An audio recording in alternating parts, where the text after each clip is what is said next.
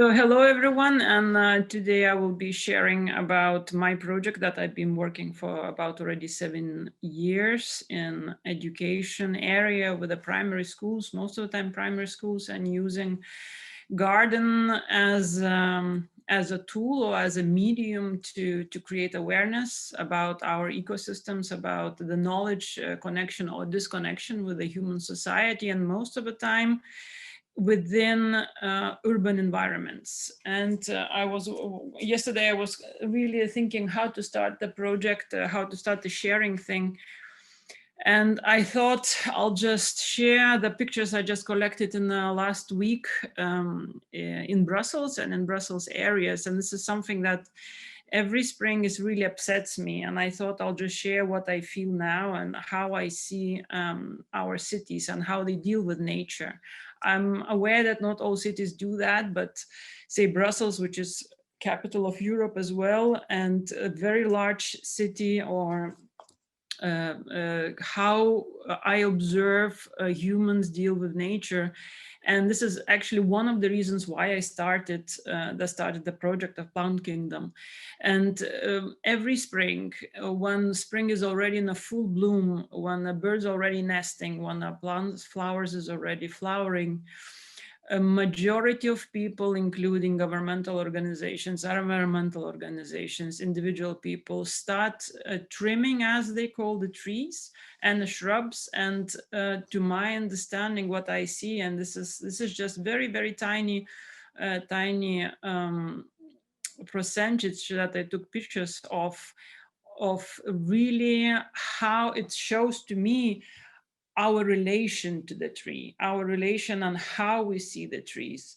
And in my 20 years of living in Brussels, what I could name it is like a controlling. So our relationship in nature within the big cities, at least in Brussels, things are like control, disconnection, and isolation. And these kind of examples shows very quickly how we don't relate to trees or to nature the same as a living organisms, as a co-hosting or co-living creatures. And most of the time in the big cities, or maybe in the small ones, how we use the nature, and we literally use nature for ourselves, like we own it. And most of the time it comes as a decoration.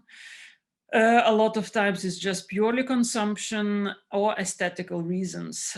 We don't see nature as our partner in the city. And this is something keeps disturbing me and makes me feel really disconnected already in the cities. And this is one of the biggest reason,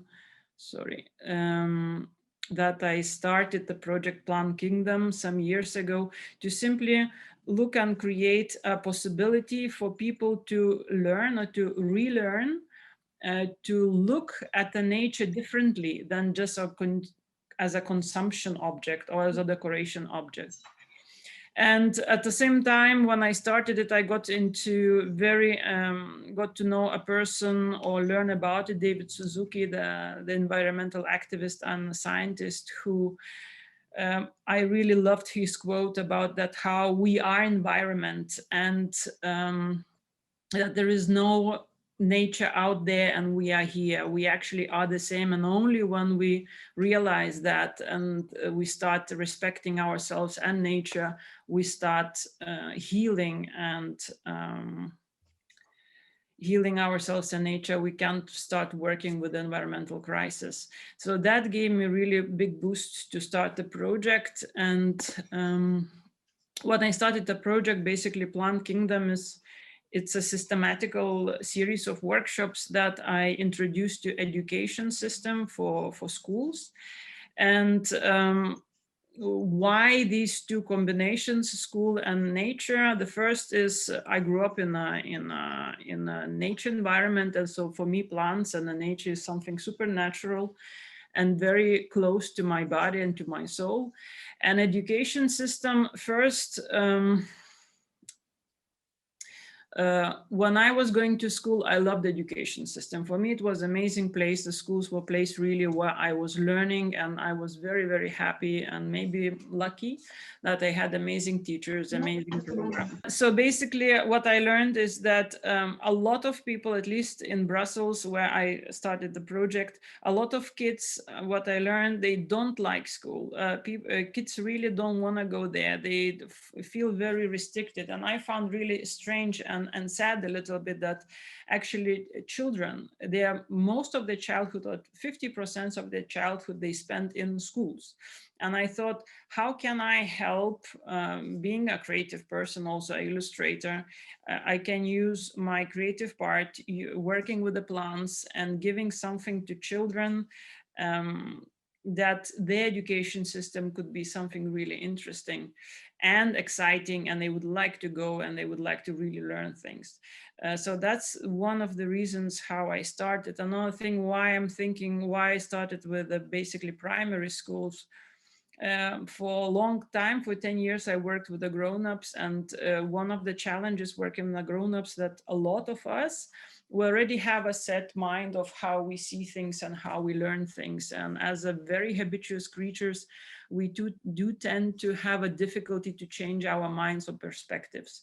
While children are still very open, and we have this amazing system as education system already implemented in society. So I thought, giving kids understanding and in touch with plants and plant systems, the space where they can play and exercise and at least get to know the plants, would be something meaningful for their further lives when they grow up and they can choose how they want to, what they want to do and how they see nature in the cities.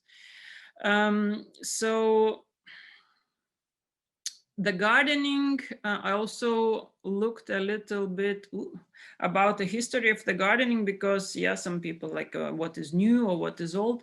The gardening in schools is nothing new.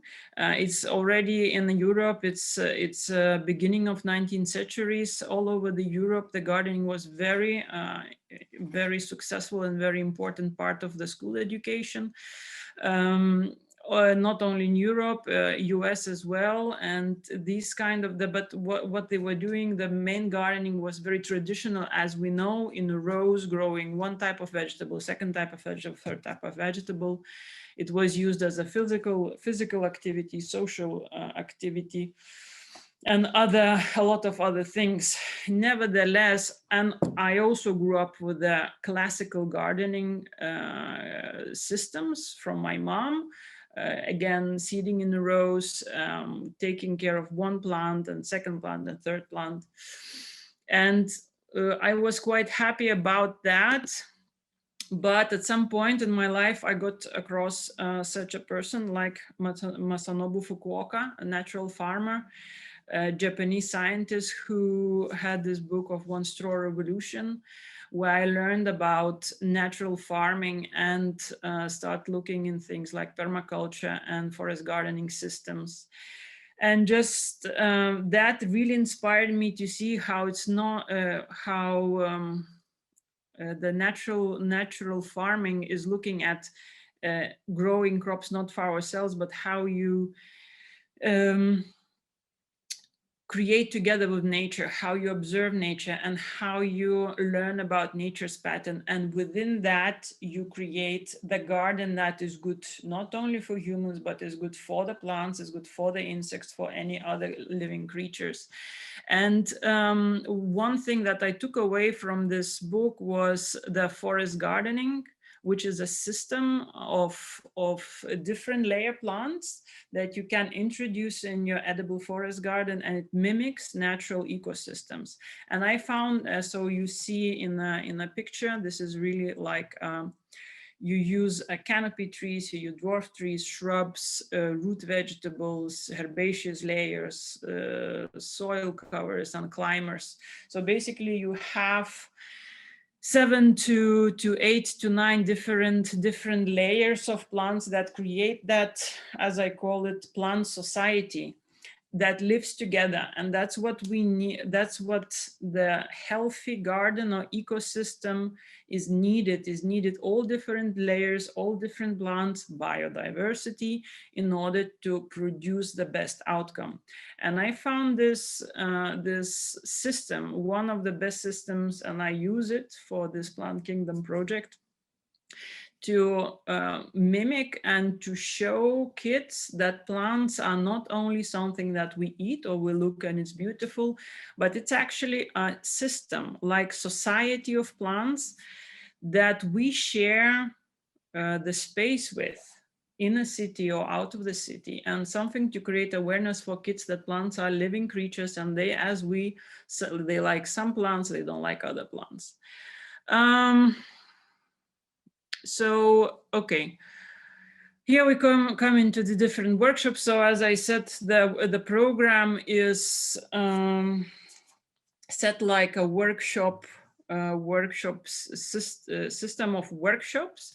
The number of workshops are concentrated on informing about what's edible forest garden is and what is contains what different plants. So we learn about different plants, and we always learn about edible plants. So every plants we use in a garden, we tend to take something that is kids can actually experience it within themselves. Most of the time my learning process is through drawing, because I find it is one of the most very basic and most common form of to learn. So there's a lot of drawings happening to learn about the plants. Another layer that we go, so the first part of a part of information is going about seeding and germination, recognizing seeds, knowing how different seeds are germinating, and how we can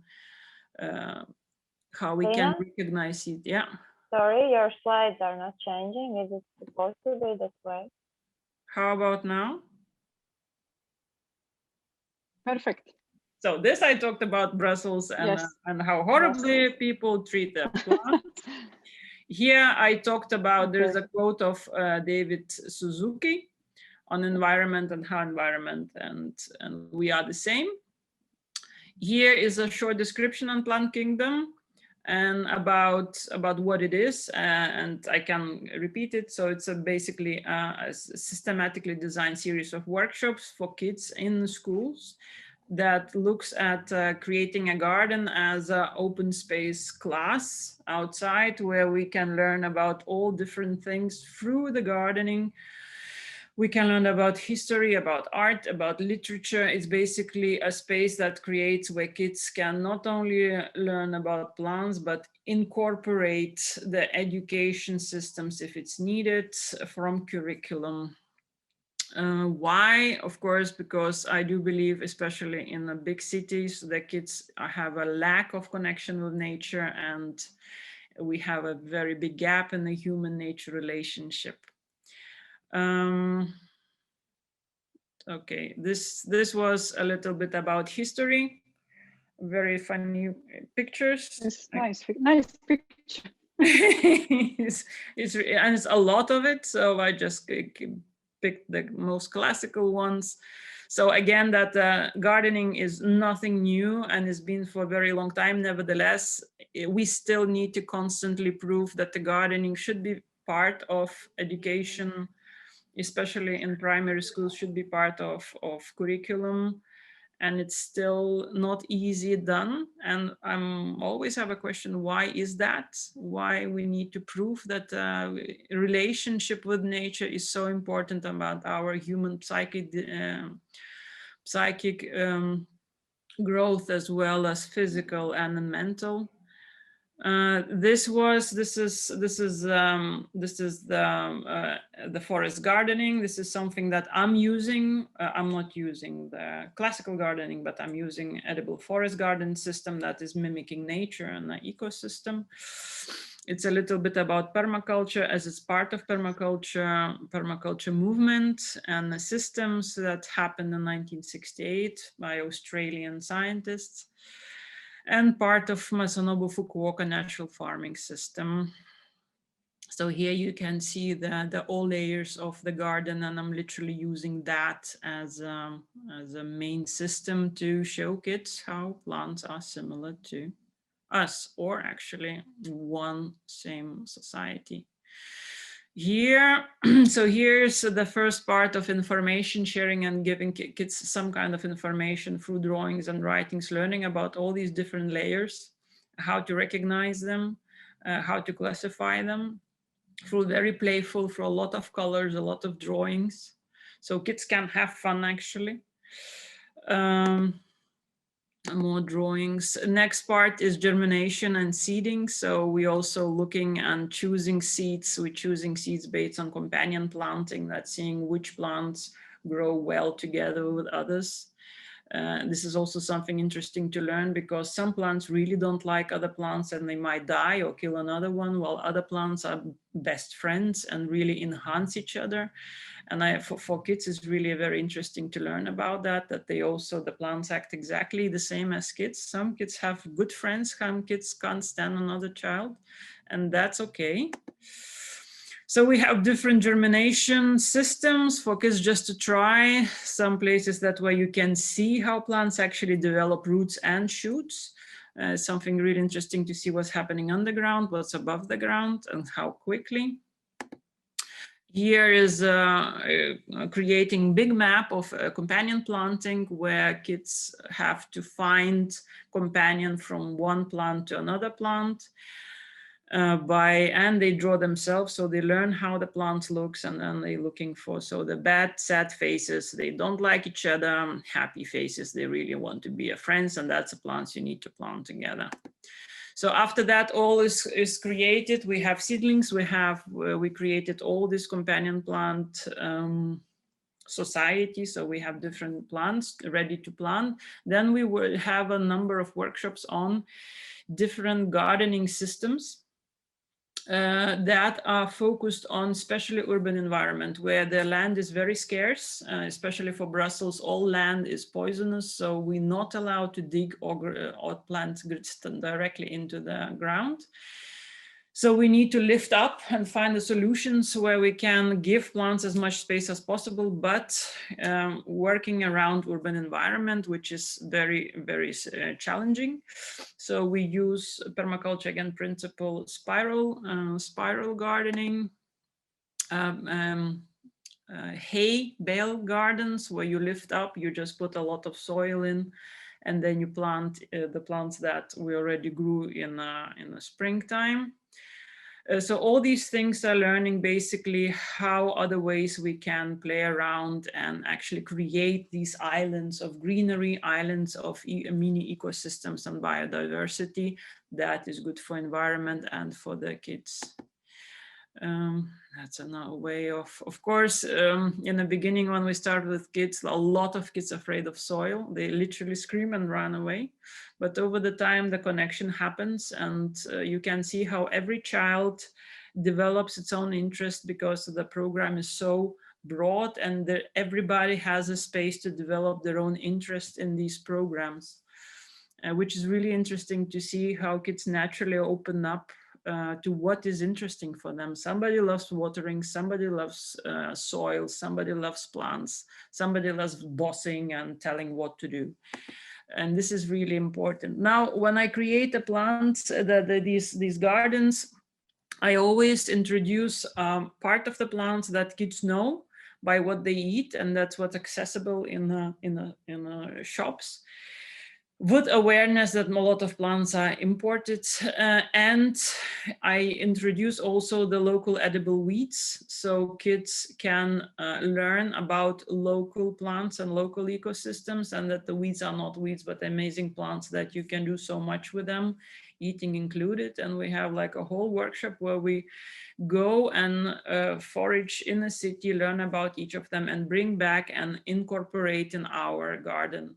So one thing is also keeping in mind, the idea of it is to keep in mind that there is a part that they can recognize and feel safe, but there is another part which is something very strange and not known, but can be also invited into the garden. we go through the irrigation system, and this is irrigation system I brought from the Mexico workshops also, that with OES. And so far, it's one of the most ecological watering systems that you can have, and very low maintenance. So basically, you plant these things in the ground, and this is actually a very good workshop to use for. I'm just checking how much time I still have. To use math parts to combine this workshop of using how we can calculate amount of water and space, because every of these pots goes in the soil, it's filled with the water, and because of the terracotta is not glazed, so the water goes through, and then you plant plants around it, around each pot. So what happens that the plants actually, because plant roots, they search for the water by themselves, and because of terracotta pots release the water, they grow the roots around the terracotta pot and drink at a time as much as the plants need to drink. And when the plants don't need to drink, they close the water coming out by the roots. And that way they self-regulate how much water you need. So basically one thing you need to just keep filling in and checking, like, okay, if it's a hotter day, the plants drink more. If it's not hot a day, its plants drinks less. So you leave the plant to decide how much it drinks, and you don't use watering around the soil that most of the time 70% is evaporated and it doesn't go deep into the roots. So this is also an interesting workshop that we do. Then after some time of caring about the garden, we come to the harvesting time. Usually it comes after the summer. And harvesting time, there we experiment a lot of ways. If first part was how do we give to earth and how do we give to plants for them to grow, the second part of what can we take and where can we use plants. And here we use a lot of creativity for kids to see that plants are not only something to eat, but you can have art made out of them. You can see them as a shapes, as a textile, as all sorts of things. So this is the number of workshops I created to enhance kids' creativity to see plants more than just a food. And this one is edible landscapes or edible portraits. So basically every group of kids are given to some kind of painting or portrait, and they have to recreate it through the vegetables. And to my experience, when we did these workshops, at the end of workshops, all the vegetables were eaten. So the interest of consuming, because a lot of parents said, like, my kid doesn't like to eat greens. And through these workshops, you see how kids get in connection with plants when they seed them, when they grow them, when they harvest them, their relation becomes very different. And therefore the eating becomes much, much more on a higher level. And yes, some kids might not like broccoli or pumpkin, but they at least will try rather than immediately say no. And of course, the pride that this is their job, the work or the result of their work is really important.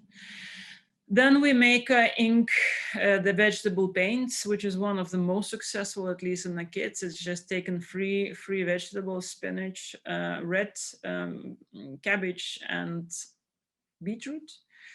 And we create the paints, different paints, where we also use red cabbage to use acidic and bicarbonate to see how the colors can change. So for kids, it's a kind of a magical moment.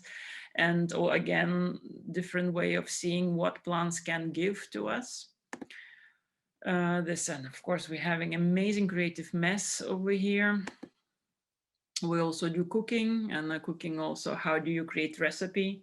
How do you use plants, and eating together, sharing with the school in the garden that we created. It's like finalizing the whole garden project with the feast.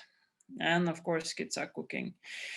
So this is the main kind of a program for kids with the gardening. And of course, the gardening, it comes in all sorts of ways. So I created also like a toolbox where the different cards and information can be given to the teachers to to help them to continue project, because the project, the idea of this system is to introduce into the school, to teach, to give information to teachers. I work with teachers, with kids, with directors, and then intention is to leave, to step back, and to let the systems, to see if the system can happen in its own, if teachers are interested into taking care of the garden, and can they incorporate the program within their curriculum to help them to deliver all sorts of like tasks. An idea is because our education system, at least the classical education system, is already so fractured and so boxed in, that to my understanding and to my experience, this program can really combine and merge different subjects that actually can become even more interesting to not only to teach, but also to absorb for children. The same project went to Mexico, where we introduced exactly the same principle in 2 weeks in an art school, where we created a kitchen garden and how the garden can contribute to art classes, and that the kids could create their own painting and could create their own brushes. And there we also tried to look for these are the ollas, original Mexican ollas. See how we can water in the distance, because there, of course, the heat and temperatures are going really high up. So the watering system was looked at. And of course, it was really interesting to work with their local plants, to adapt to the local habits of people and kids and how they learn about the plants, and incorporate the local Mexican crafts back into this garden, and how we can draw, how we can use all the crafts that they already have it there, which it's very, very rich culture for that. My last project is using the Plant Kingdom education system. I decided that I would like to create a board game that kids could also learn, not only through gardening, but also through playing the game, which mimics the system and is still in the process, still in the progress. And this is maybe something that when you can't go out, when you are in isolation, maybe these kind of formats could support kids or schools or teachers how to convey or how to share the information still in playful way, and still in a closed environment, and still keep learning, but in really interesting different ways to learn. Okay, that would be my last slide, I guess. Yes. So what I really learned from this project is first that the kids really love working with the garden and nature. They're very easy to learn, very eager to absorb all this information. And it's really, primary schools is the best place to introduce these connections so they can carry on in their life. One biggest challenge is to work with the grown-ups, with the teachers and with the parents. How do you reach them, and how do you make it visible that is really important for children to know these things? And of course, education system in our days is so packed and full that teachers find very, very hard time, find difficult to continue on their own work with the gardens if the gardens are not part of education curriculum. And to my experience and talking to a lot of project managers with a similar projects, that as soon as a project initiator leaves, the garden dies out. That's quite common, at least in the primary schools, because you need to have at least 1 or 2 people who really know the plants, because it takes a lot of care. And that's one of the biggest problems. It needs extra knowledge to create that. Another thing, at least in Brussels, my observation is that there are a lot of schools that don't have at all even access to the soil or access to the area that they can create these kind of gardens. And therefore, the disconnection between children and nature is even growing even bigger. And something is for future to think of. Hopefully we go back to the physical schools, to when the new schools are built, it needs to be thought about social spaces or combination with neighborhoods where kids can access nature and as much as possible. Yeah, I think that's about it. Thank you. If there is any questions. There was one question Yeah, about. I'm sharing the screen. No. Yeah. So Lina, there was a question. Whom did you quote when you said "We are the nature"? There is no here and there. David Suzuki. It's written under the quote. So if you have more questions, please type in a chat. Lina, there was one for you. You could go a little scroll back and reply. Yeah. So where is it? it is by Ieva Nagliņa from Riga. How it is possible to use this your great idea to really implement such an education program into a real school program. So can you help with that, or can I answer now or in the chat you want? Yeah, you can answer now. So because how to do it? Well, the first is it's very possible and it's very doable. It's very important what kind of school you're gonna search. I think it's good to start with small schools, very open-minded, and to my understanding the schools and the directors are very linked, so see who is director and how open they want to be to introduce this program. So far I always offer to come to the place and introduce the program, see if teachers are interested, see if they see potential for their school, because this program is constantly adapted to the very specific school, as all schools are very different, kids are very different, teachers are very different. So once there is an interest, then there is a way to go through, and it can be to very small, like in Mexico, we did 2 weeks program, and it took all the system. Here in Brussels, because I live, I could go once per week to the school. So there are different varieties, and of course, I think the best combination is to have someone in the school who knows about plants, or who is in connection, or who's eager to learn next to the education system. Another level, which I believe is very important, is to go and talk to education ministers, to start showing that there are so many of these projects, not necessarily this one, but with the gardening, all sorts of gardening happening all around the world. There are enough research and tests done how it's important for kids. So to promote to the politicians and to education ministers to introduce gardening as such into curriculum, because that, I believe, that would be the best. So if there is very good education minister in a country or in a city, I definitely believe talking to them and proposing projects like that would help a lot. And of course, talking to families who would like to support the gardening, because it is a lot of work to start with. But once you use edible forest system, it's good to use that system, because long-term it's self-sustaining structure. So you need to put a lot, but then slowly you can relax and let the nature do its job, what does do the best. So if that answers the question.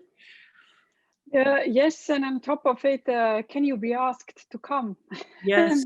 If the lockdown allows, even the presentation, because I think a few times what I did, I invited teachers to. I gave teachers few workshops, like the very simple ones, so they feel on themselves what that is.